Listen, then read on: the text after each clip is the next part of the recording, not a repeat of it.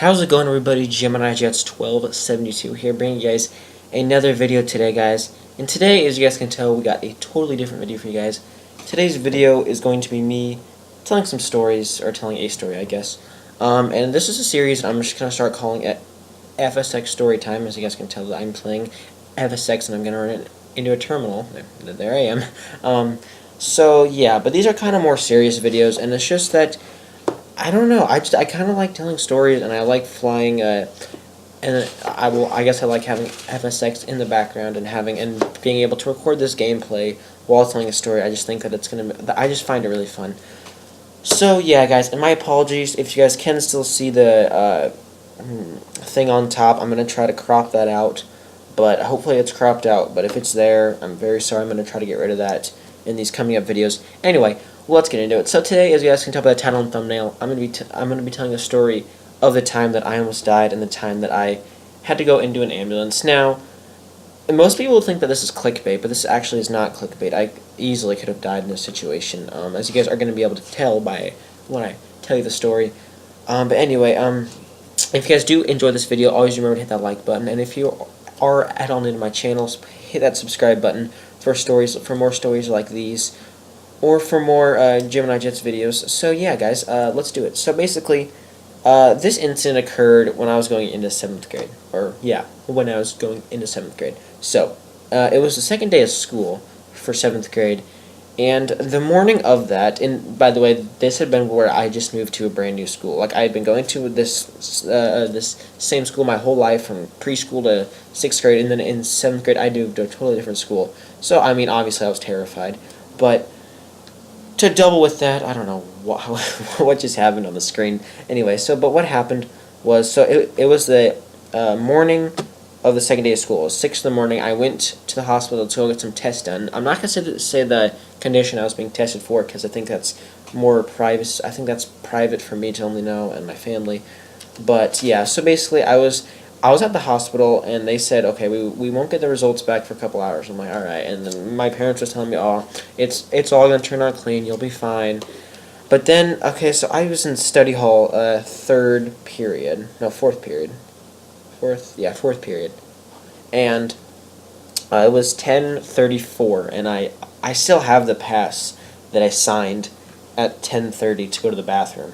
And at 10:34, there was a call to the room that I was in, saying, could you send down my name to the office? He has a doctor's appointment. And immediately when I heard that, I knew that something was wrong, because I knew that if everything had turned out fine, they would not have called me to the office.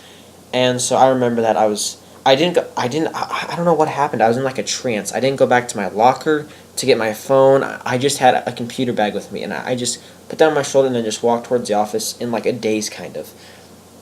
And then so when I got there, then my dad was there, and he discussed. He's like, all right, Trey, this is what you're gonna have to do. So they say that they have to take me to the hospital, and I have to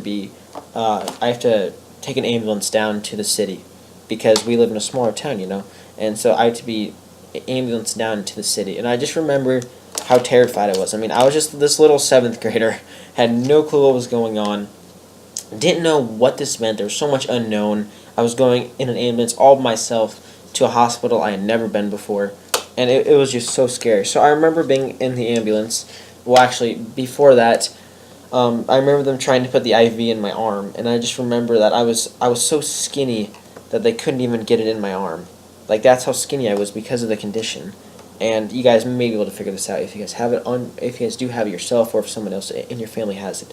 But they couldn't get it in my arm enough. And so they poked me 9 times just to get it in. They finally got it in, and by then, you know, it was terrible. It was the most pain I'd ever been through, which I know that's not a lot of pain, because most kids have been through, or some kids have been through way more. And I'm very fortunate. This is the worst thing that's ever happened to me. So I'm very fortunate in that sense. But then I remember being on the ambulance, and I remember being faced backwards with the IV in my hand. And I just remember seeing these 2 doctors and people I never met, and they were talking to me, trying to calm me down, but it just did not work. I just was terrified. I couldn't. It was just beyond what I'd ever been before. I'd never been this scared before in my life. And then I remember when we got down to the hospital, I just always remember as I sit there, and I'm just like, okay, so they wheel me up, and they put me in a room, and all I remember is I'm like, okay, where are my parents at? They're like, oh, they'll be here in a little bit, and I'm just like, okay. It seemed like forever. I was just alone in that hospital room, just me, alone, and I didn't know what was happening, and it was terrible. Um, but then the whole hospital stay only ended up being about 5 days, so I guess that was not terrible.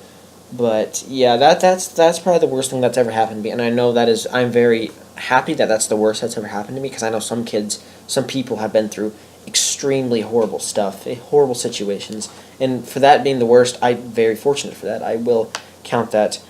But yeah, that's basically that story. I don't really want to go more into detail. Maybe in another video I'll go more into detail, but this is all that I want to do for now.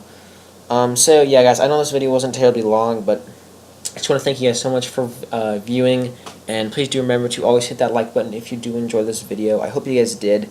It really helped me to say that, because I've been holding that in for quite a while, since 7th grade, obviously, which has been quite a few years. Well, not quite a few, but it's been a few years. So, well, I guess people already know about that, but I haven't told anybody on the internet, or spoke to a screen and said it. So I feel good about that. I feel a bit better now.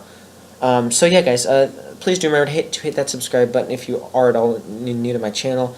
And guys, I will have a Gemini Jets airport update tomorrow.